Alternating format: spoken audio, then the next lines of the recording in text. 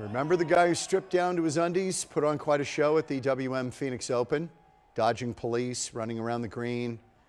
He had stuff painted on him, little messages. There goes the security guy. He missed him. Well, tonight we've got an exclusive interview with him. His name is Sean Patrick McConnell. He was arrested for the stunt and then bailed out of jail by an underwear company. But it was all part of a bigger plan. Fox 10's Brian Webb is live after meeting up with him today in Tempe. Hey, Brian. Hey guys, Sean McConnell is his name, but he goes by Mac Savage, which is fitting since just about everywhere he goes, a frenzy of fun and hints of danger is sure to follow. This is Mac Savage in action, running from police and putting on a show at the infamous 16th hole and embracing every moment. As I was running out there, everyone just started going crazy right away. So just that feeling of that whole crowd just cheering you on, it's so exhilarating. And this is Mac today meeting us at Tempe Town Lake, sporting a t-shirt with his new mugshot, his trademark mullet, and a reminder that technically he wasn't streaking. That Speedo definitely helped me be like a little bit more aerodynamic and elusive and look really good while I was doing it. At 27, Mac lives like a rock star because basically that's his job as a content creator. And last week's stunt was his biggest splash yet. I gave him a big old belly flop. I think my form was pretty good. Had my arms completely spread out. I got a little bit of height off the jump. So I think it just kind of added to all the craziness, which was awesome. Mac spent the night behind bars and is facing a few misdemeanors, but he says the thrill of the chase and the roar of the crowd was all worth it. He just hopes there are no hard feelings from the officers. I wasn't trying to cause you guys too much trouble. They were all super nice about it. They all had smiles on their faces. And like I said, at the end of the day, all I'm trying to do is just put smiles on everyone's face. Mac says he got the idea from a British streaker back in the 90s. Now he's selling his mugshot t-shirt on Instagram and working on his next adventure. Live in Tempe, I'm Brian Webb, Fox 10 News. And a suspect is in custody after a homicide on the Intel campus in Chandler today. Police say the suspect killed a co-worker. Now, the suspect made his initial appearance in court just an hour ago. This is video from that appearance. He has been identified as Derek Lamond Simmons. Police responded to the Intel campus near Dobson and Ocotillo this morning after receiving reports of an assault. The Chandler police say the victim who was killed suffered from what appeared to be blunt force trauma. The other victim is expected to survive. Police say it appears the people involved were co-workers at the Intel location. Simmons is being held on a $1 million cash bond.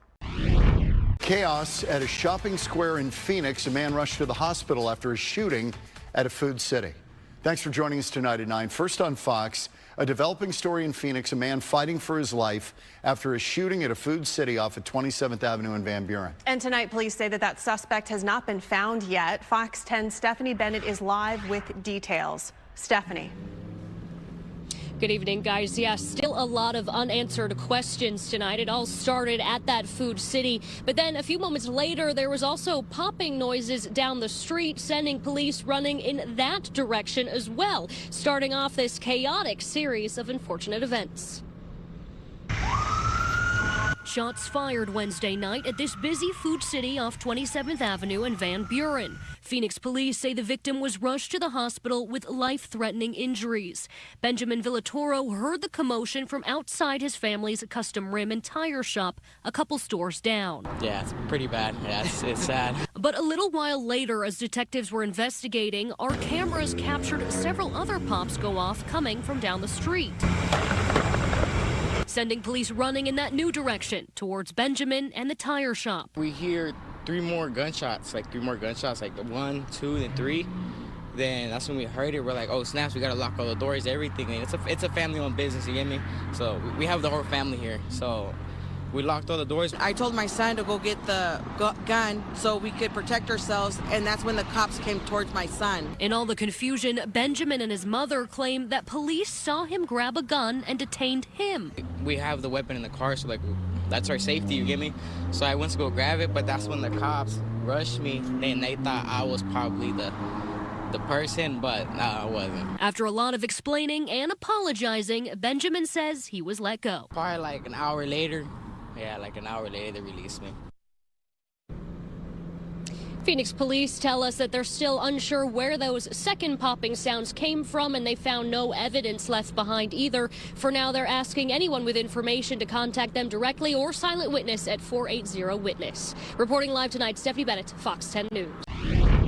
Tonight on Fox 10 Investigates, a Valley man facing federal charges for his alleged involvement in a romance scam. He's accused of defrauding victims for millions of dollars, and there could be other victims out there. Fox 10 investigator Justin Lund breaks down the case, and he joins us live now in the studio. Justin. You may think to yourself, that could never happen to me. Why would anyone give away hundreds, thousands, or even hundreds of thousands of dollars to a complete stranger? But the truth is, in 2021 alone, romance scam victims reported about $1 billion in losses, according to the FBI. Our research into the love con leads us to this man. Hey, are you Kingsley? Yes, ma'am. Hey, Kingsley, I'm Justin Lund with Fox 10 News. Can we talk to you about your recent case regarding these romance scam victims? No, absolutely not. Are you sure? We just want to get your side of the story, Kingsley. Meet Kingsley Ibador, indicted last October on several federal charges, including conspiracy, transactional money laundering, and false use of a passport. The U.S. Secret Service investigated Ibador. They say he received almost $3 million in a romance scheme. That's a fairly substantial number. Scott Windish, acting special agent in charge for the Phoenix field office. Kingsley Ibador is alleged through the indictment to have established some bank accounts using various names, received money, would then immediately withdraw that money and forward it on to other accounts in different countries. Ibador immigrated to the U.S. from Nigeria in 2016. Between 2018 and 2019, court documents say he opened 24 bank accounts through Bank of America, Chase, Wells Fargo, and BBVA Compass, using different aliases and fake passports. For example, Barry Boye, Celestin Chaik, Simone Diakite, and Celestin Emmanuel. The indictment reveals romance scam victims sent Ibador checks payable to those names. Investigators say he deposited the checks, some amounts as much as $100,000, before withdrawing cash and transferring funds to accounts in Turkey and Nigeria. Windish believes Ibador is part of a larger conspiracy with more potential victims out there. There are $2.95 million. Each victim did not lose $300,000. You know, some were only 30, some were 60, some were 100 or 200,000.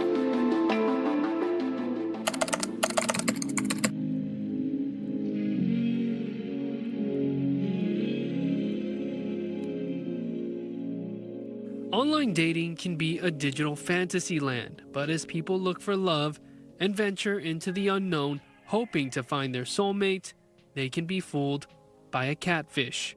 One source tells me Kingsley Ibador used Match.com and OurTime.com to find an older demographic. They're being preyed upon. They're desperate. They are either widowed, widower, they're lonely, and finally found someone who gives them positive attention. So what's the strategy on the other side of the screen?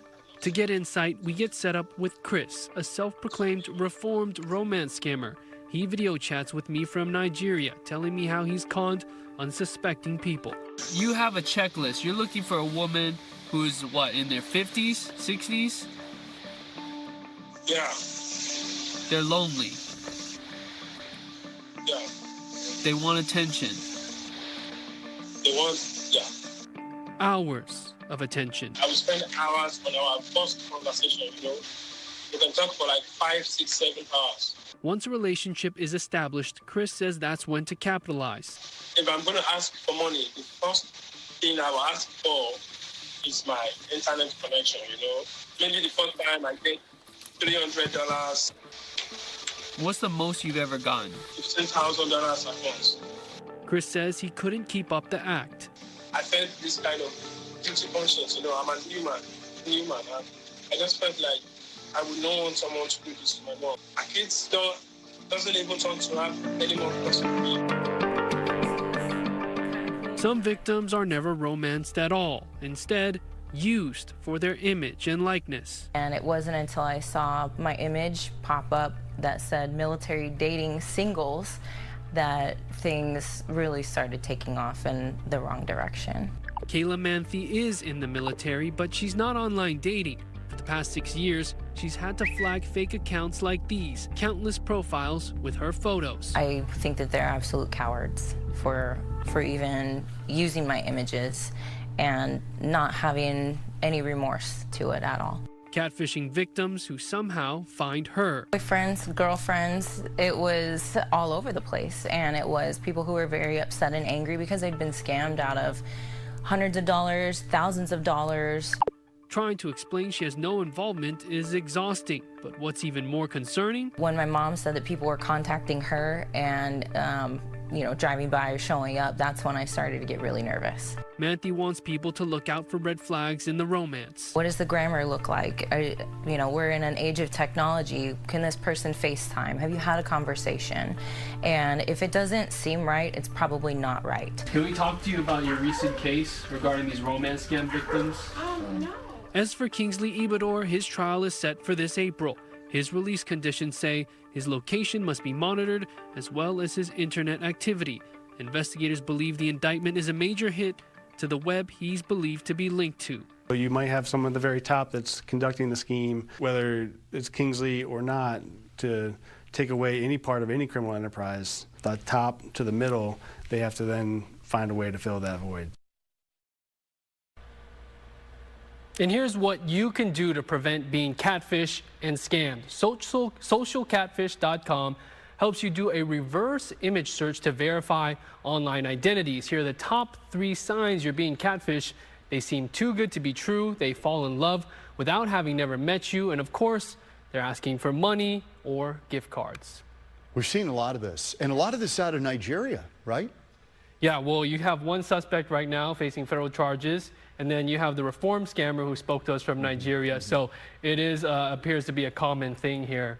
And one thing that authorities want people to do is speak to your loved ones, your older relatives, who may not know what they're being involved in and who they're speaking to, and kind of, find out who they're talking to, those deeper conversations to see where these red flags are. Yeah, it's kind of crazy to think that that young girl, her image, her likeness is just out there and at random, kind of her pictures just being used. I mean, it's crazy to think about that there could be more of this going on. Yeah, you look at social media, how it's blown up, people that are public figures, they have a huge following, they have platforms, and just like that, people can take your photos, create a profile very similar, and use that to be a catfish. So it is scary. Yeah, it's a good warning. Wow. It's a good warning. Okay. Justin, thank you. A suspect's in custody accused of romance victims online and then stealing their property afterwards. Scottsdale police arrested 51-year-old Stephen Salomone for trafficking stolen property. They say that he would lure his victims with photos of him posing with motorcycles or dogs in exotic locations, and he would stay with the victim for a while, but then take off with the person's valuables, which he would later sell. Police are concerned that there might be other victims out there too. So if you think you may have been scammed by him, you're asked to call Scottsdale Police.